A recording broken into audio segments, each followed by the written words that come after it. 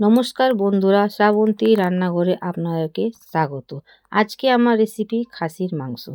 আজকে খাসির মাংস করার জন্য প্লেটে আমি সব কিছু রেডি করে রেখেছি, যেরকম টমেটো, পেঁয়াজ, আদা, রসুন, কাঁচা লঙ্কা।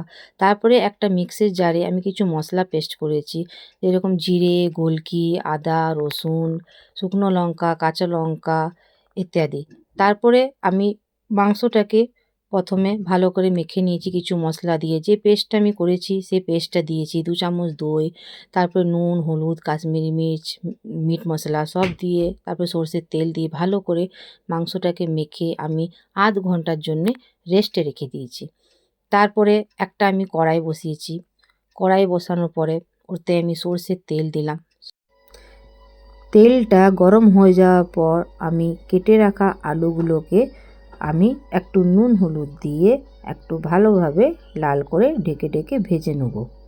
তারপরে আলুগুলোকে আমি ভালো করে লালভাবে ভেজে নিয়ে একটা পাত্রতে তুলে রাখব। ওই তেলে তারপরে আমি একটা তেজপাতা দিয়ে দেবো।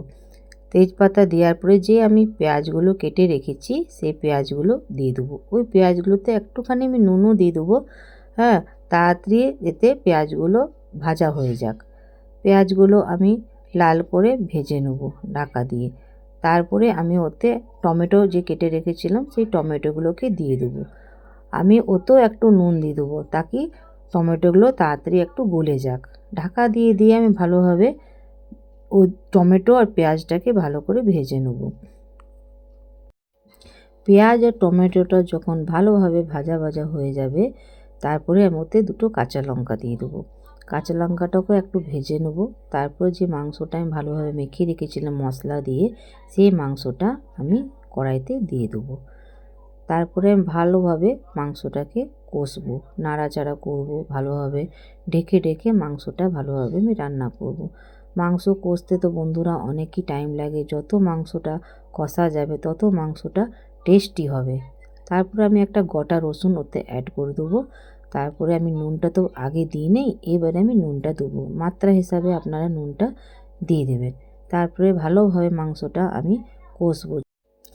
মাংসটা ভালোভাবে আমি কষতে কষতে তারপরে আমি ওতে আবার একটু মিট মশলা, একটু গরম মশলা দিয়ে ভালোভাবে কষবো।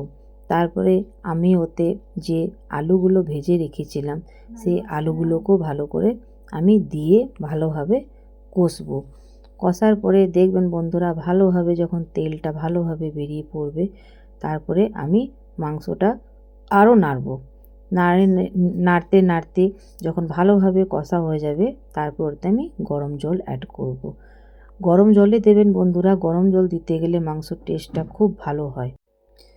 তারপরে আধ ঘন্টা 45 মিনিট তক মাংসটা রাখবেন, তারপরে মাংস রেডি। আমার ভিডিওটি যদি ভালো লাগে একটা কমেন্ট, সাবস্ক্রাইব করবেন বন্ধুরা।